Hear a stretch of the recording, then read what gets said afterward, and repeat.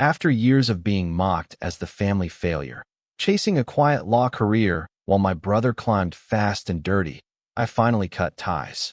But when my brother is arrested for financial crimes and brought into court, the family gathers, smug and panicked. Then the judge walks in. It's me. The same disappointment they wrote off, now holding the gavel that will decide their fate. What happened next will shock you.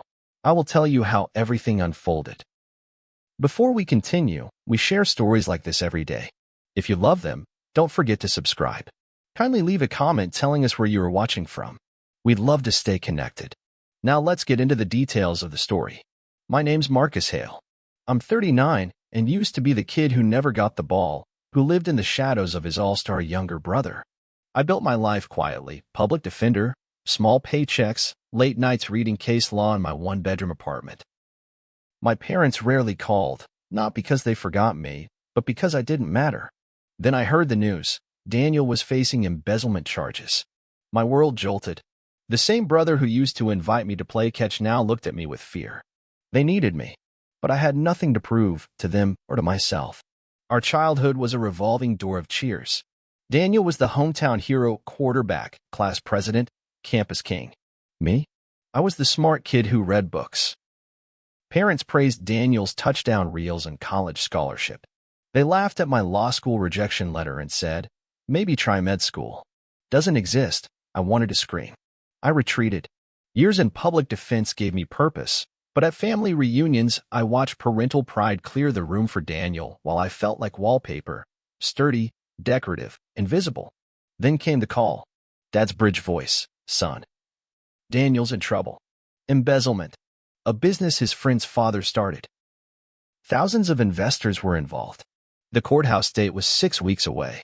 Dad begged me to step in his defense. My heart split. Loyalty to blood and loyalty to truth, and I didn't believe Daniel. I told Dad no. I told him I couldn't defend my brother. Dad spat back, furious. You're all we have. I hung up, shaking. The first crack in my resolve. That night, I ran through case precedents. My gut said quit. I didn't know how to defend embezzlement. I didn't know how to fight against blood. I logged into my email and paused over Dad's first message, pleading, hopeful. I erased my drafts. I opened the phone and walked to a bar under one street lamp. I told the bartender I needed whiskey. He nodded. I wasn't hiding my tears. I just needed a drink tall enough to forget them. Saturday morning, I biked past the house I grew up in. The sign in the yard said, Hale family, welcome. I stared at the front windows. In one, I saw my dad's reflection, thin hair, shoulders hunched. In the other, Daniel's face, raw, tired. I turned away. Both ghosts stared back. I tried to keep walking. Instead, I went to the driveway. I waited. He pulled in, looked at me. He didn't say anything. Neither did I. Silence does more than words. Later that week, I overheard them. I'd stopped by to pick up a casserole. Dad answered before I knocked. Inside, I heard him say, Marcus is useless. He thinks of himself as a big-shot lawyer. He'll just hang Daniel out to dry. My chest locked. I stood frozen. Mom buzzed in from the kitchen. He'll help. He always does. Dad's voice, a whisper, he won't. I knocked. They didn't bother hiding terror on their faces. I walked in, casserole at my feet, and let it clatter. Weren't you saying I'm useless? They looked at me as if I were history. Daniel slumped into his dad's chair. Dad cleared his throat and shoved his hands in his pockets. Marcus, we didn't. I cut him off. You talk down about me behind my back. You call me useless. Tonight, you invited me here because you realized you need me. Mom gasped. Daniel's face blanked. I didn't stay for dinner. I walked out and locked the door behind me. The courtroom clock wasn't waiting for me. It ticked down. Daniel's trial schedule was announced. My bar tip forgotten. I stumbled home and pulled out my legal laptop. I started searching embezzlement defense strategies, money laundering, fiduciary duty, negligence. But inside the downloads lay the prosecutor's file I'd paid for. It wasn't basic. The evidence was ruthless.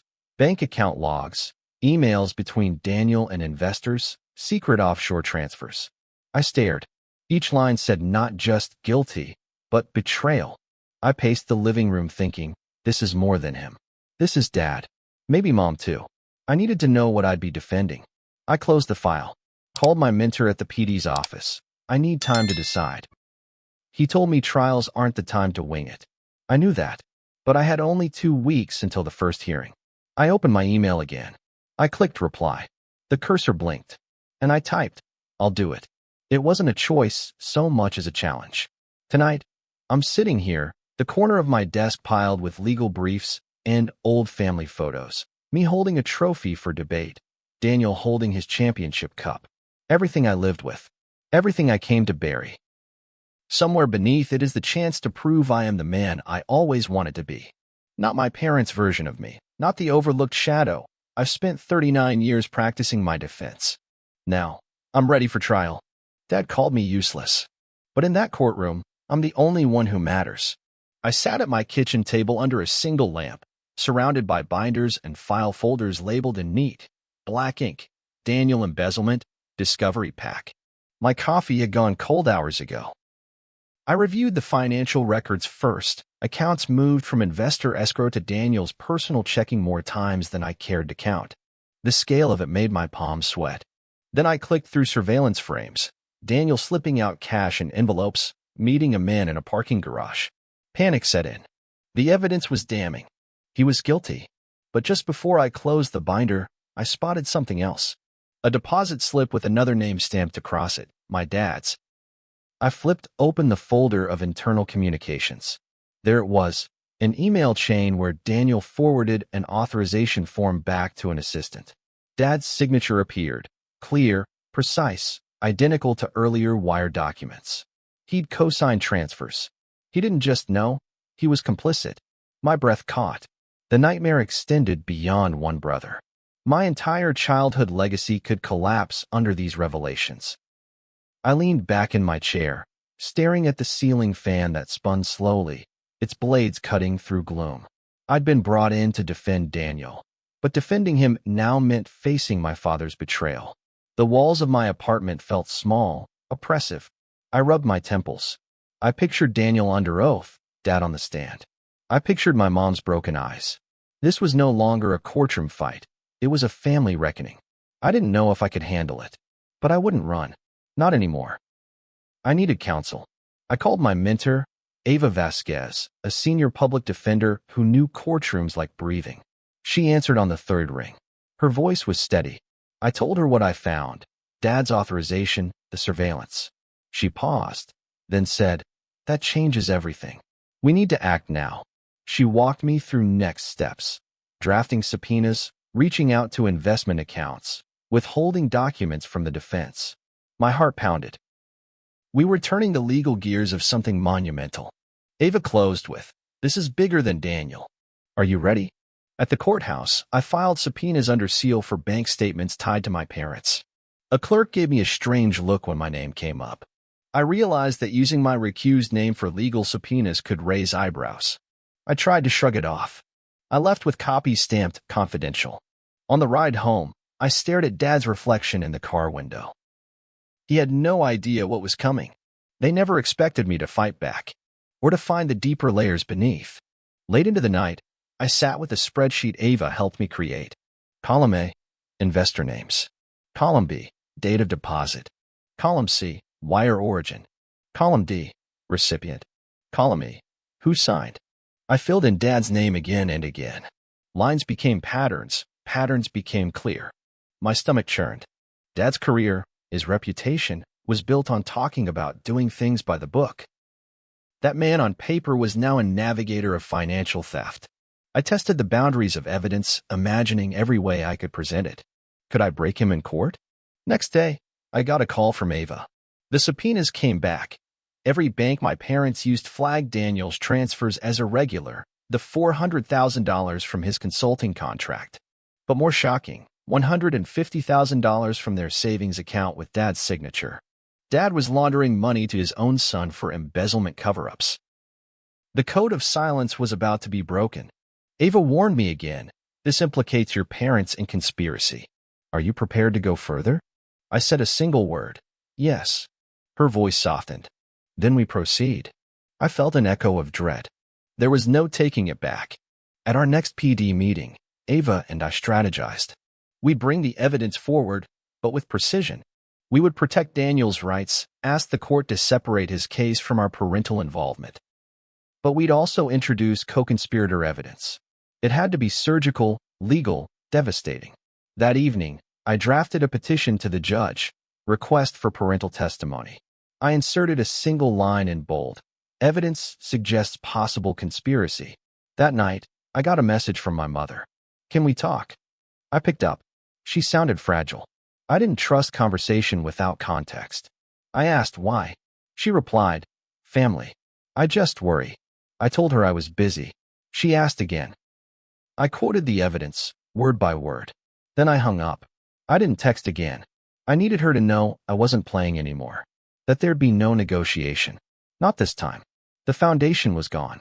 I worked past midnight assembling documents and affidavits. I flagged Dad's signature for both the prosecution and defense attorneys. The spreadsheet glowed in lamplight. I realized my brother was the least of their problems. Dad facing charges and Mom dragged into a conspiracy meant this was now a family indictment. But I wasn't letting them dismantle themselves unchallenged. I would stand in the courtroom and expose them. As dawn broke, Ava texted. Judge signed motion. Parents to testify next week. The words hovered in air like specters. Justice was turning inward, a storm coming through the windows of my childhood home. I didn't feel relief. I felt the weight of what I'd done. The next chapter would tear everything apart, but it needed ripping. I closed my laptop and looked out across the city skyline. The temp of our legacy just changed forever. My mentor whispers, your parents are next in line for prosecution. I stepped into the conference room at my parents' lawyer's office feeling anchored and untethered at once. Daniel sat across the table, head down. Mom and Dad flanked him. Dad's jaw clenched, Mom visibly trembling. My evidence folder felt heavy in my briefcase. I cleared my throat. Let's not waste time, I said. I slid the bank statements across the table. I have proof your signatures authorized those wire transfers. Their faces shifted, denial, then defiance. Dad leaned forward. You're attacking your own family. His voice shook, but I held my gaze. Daniel looked up, his eyes wet. He swallowed. You're our brother, he said quietly. Why are you doing this? I forced a calm. Because I'm the brother who cares about the truth. Dad scoffed. So you're going to destroy our lives on principle? My pulse hammered. But I knew principle was the fulcrum. I nodded. Yes. And I'll defend Daniel, but not lie for you. Mom's hand convulsed in Dad's. They looked like actors caught in their own deception. I stood. I'm filing for a motion to compel you to testify. The air froze. Courtroom next. I watched them in the dimly lit galleries as I approached the stand. Daniel's defense counsel gave me a nod, not a brother's nod, but a lawyer's. I addressed the judge. Your Honor, I move to subpoena Mr. and Mrs. Hale for direct testimony. A pause fell. I saw my parents' stunned faces. Judge McAllister leaned forward, held they must testify. Media clicks echoed. Mom's hand flew to her chest. Dad's face drained. Daniel exhaled as if released. I stood upright and silent. The gallery stirred. The weight of that phrase hung, parents on the stand. A week later, news vans lined the courthouse. The Hale name drifted through the city like a curse. I stepped into the courtroom early, sat at the defense's table. Dad appeared, shoulders tight. Mom followed, her eyes solemn. Daniel sat beside me, pale. When proceedings began, the prosecutor opened with damning language. This is a case of family betrayal, embezzlement, and conspiracy. I watched Dad shift. My mission wasn't cruelty, it was clarity. The truth demanded accountability from the people who sculpted me. Mom took the stand first. Her voice was small but steady. She admitted signing documents at Dad's request. Daniel whimpered. Prosecutor drilled. Did you review transfers before you signed? No, she whispered. I trusted them. Trust shattered like glass in that room. Next, Dad. His booming lawyer insisted he recount the circumstances. Dad paused. His voice quivered as he said, I thought I was doing right by our children. But then came the signature admissions. I watched Daniel slump. Their own father was unraveling. I requested an ex parte moment with Daniel and counsel outside. He fell apart. I never wanted this to get to them, he said through tears. Maybe I'll take a plea. I held his gaze. You're not alone. I felt something snap in me. It wasn't pity. It was resolve. Tell me when you're ready. Inside the courtroom, the prosecution was laying out the wire theft sequence. I followed along silently, seeing not my brother, but every portrait of failure I'd carried. And now? The pieces were aligning. When recess came, cameras flashed. Interviews happened, but I didn't speak. Their silence was intentional. I watched my parents' exit faces maskless, showing shame and fear. I felt relief, not triumph. People I once comforted as a public defender recognized me, nodded. They saw what I had done. I nodded back. My drive was never revenge. It was integrity. Back in chambers, the judge read final statements. Parents' testimony was credible and pivotal. Then, with no dramatic flourish, he set sentencing dates and noted possible conspiracy charges for both parents. The hush in the courtroom made me uneasy. Justice had begun, but war remained. As Dad walked by me, he glared. Mom avoided my eye. Daniel glanced at me, gratitude and hurt mixed in his look. I exhaled. The game had shifted. Standing at the back as people filtered out, my mentor Ava tapped me. Your parents are next in line for prosecution, she said gently. I looked back at the stand, at the empty chairs where truth had been laid bare. My world had tilted, but I didn't waver. I felt doctrine of law inside me, stronger than blood. I know, I whispered. The storm was only halfway through. I walked out under fading sky. The trial wasn't over, but the legacy they built, a castle of assumptions, had cracked. My brother's guilt could stand or fall, but my parents were the architects, and they would stand before the same judge who learned their secret. I tucked my coat tighter and headed to my car. I didn't regret any part of this. I was no longer the boy who watched. This was my verdict, and I was ready for them to face it. I sat behind the bench as Judge Marcus Hale, Northern District Court, heart pounding beneath the judicial robe, his robe. The gallery was packed. Media, Daniel's defense team, friends, and my parents, seated in the front row. I took a breath and cleared my voice. Call your next witness, I said. My own father rose. His legs trembled when he reached the stand. I recognized that look. My father, the pillar of strength, reduced to a frightened man facing me.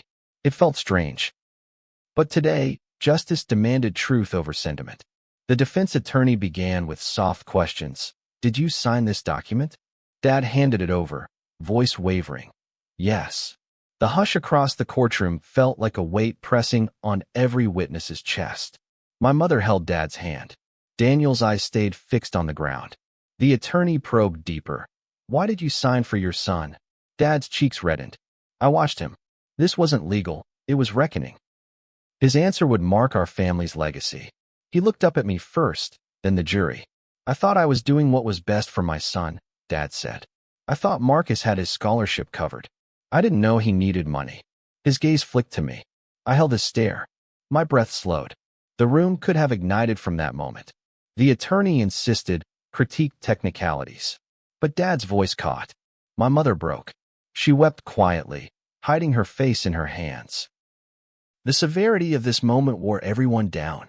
Daniel's expression shifted. Something inside him cracked. As the defense unraveled, the attorney stumbled upon another wire transfer, one earmarked months before for my college tuition. His tone turned to shock. Dad blinked, face pale. That wire, he said, voice low, that was for Marcus. I felt a click in my chest. I thought he didn't deserve it, Dad whispered. A tremor rode over his voice. He never measured up. The courtroom gasped. My mom covered her mouth. Daniel's head jerked up. I stared at the signature, hearing Dad's confession transform from admission to transformation. Our entire family changed in that second. The prosecutor pounced. You signed documents under false pretenses to manipulate your sons, is that right? Dad nodded, desperation in his eyes. My mother shook her head in tears.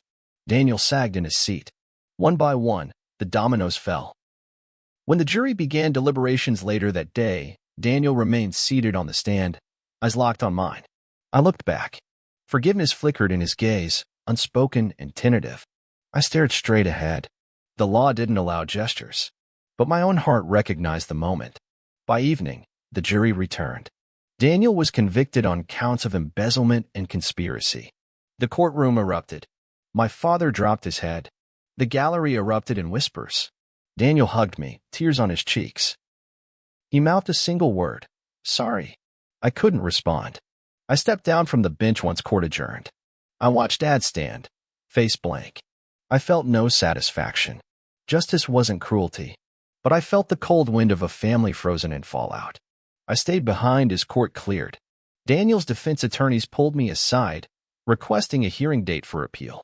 They planned to challenge the presidential admission and parental testimony. My gaze returned to the courtroom door. Mom had left. Dad stood pale by the entrance. He looked broken, like the man he once was. I didn't approach him. I just watched. A lawyer approached with the appeal notice. I took it without glancing at it. Daniel was escorted away.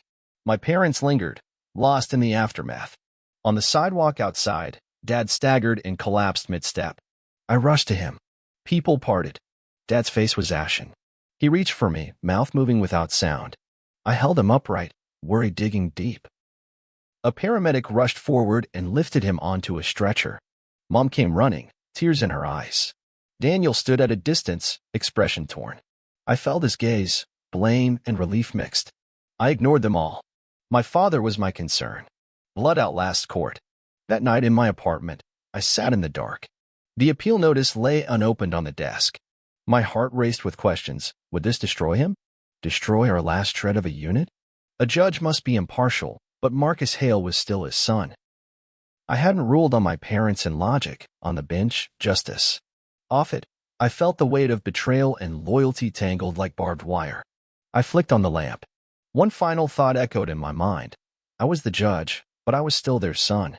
I looked at the appeal notice and swallowed hard. It was time to decide. Would I stand by my court decision or protect my family's name? The phone rang, Daniel's number.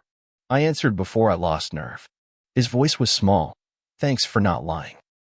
For holding them accountable. I paused. I did my job. He whispered, I'm scared. I exhaled. So am I. Then I hung up. The tug between law and blood stretched thin. Tomorrow, I would have to choose. I closed my eyes. I pictured the courtroom, the gavel descending, the jury, the tears. I pictured the appeal. I pictured my parents in court again, having to defend not just actions, they'd be defending their hearts. And somewhere in that tangle, I was judge and son. I didn't hate them. They had failed me, but I could not forgive lightly. Outside, the night settled. Inside, I braced for the next verdict. Weeks later, the courthouse halls thrummed with quiet tension.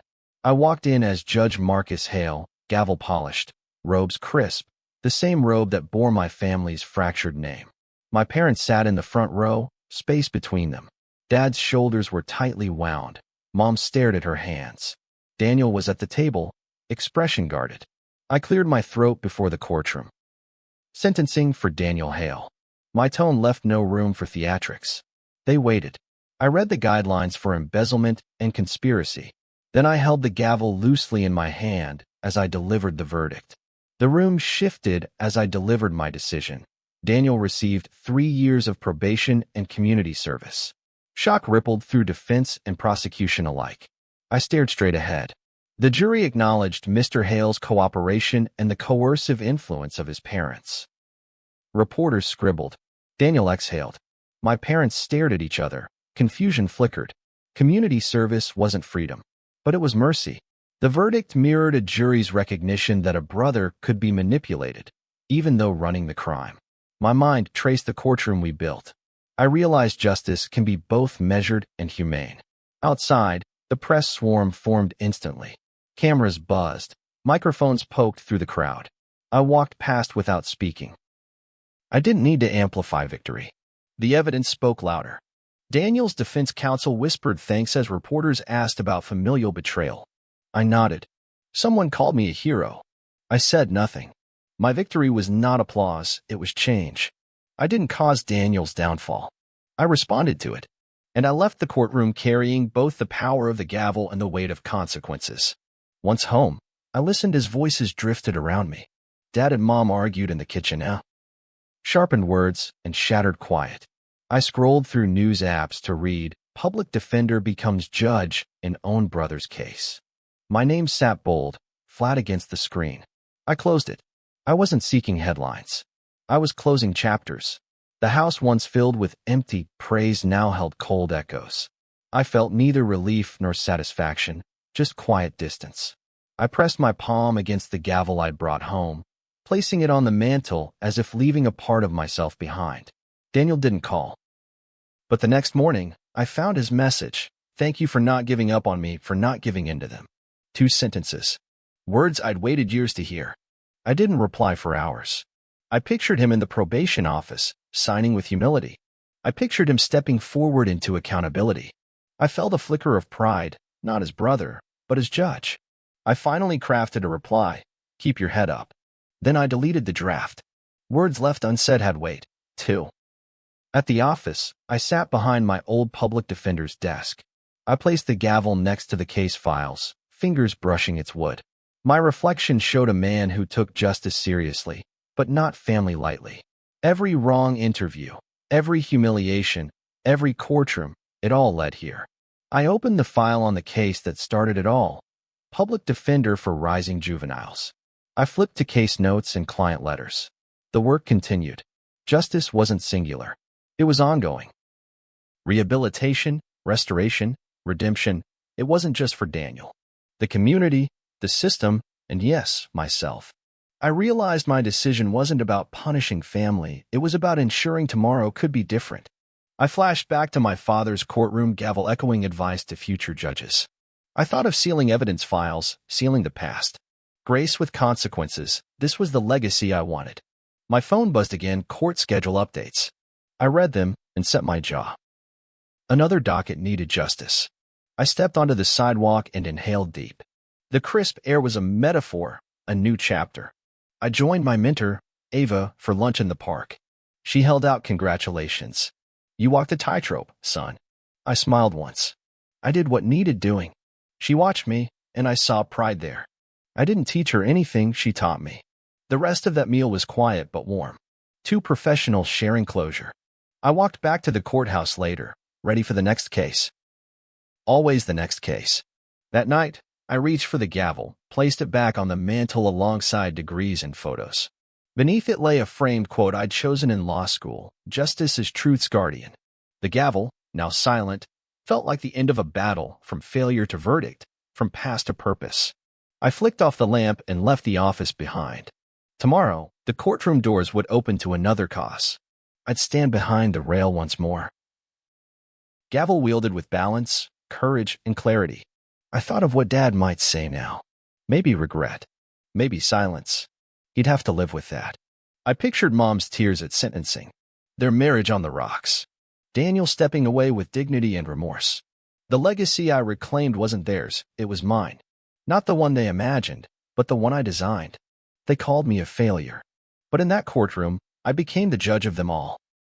And that's how they tried to bury me under the weight of their expectations, until I turned the courtroom into my stage and made them answer for every slight.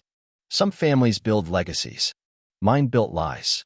But I buried those, too, with nothing more than a nameplate and a gavel.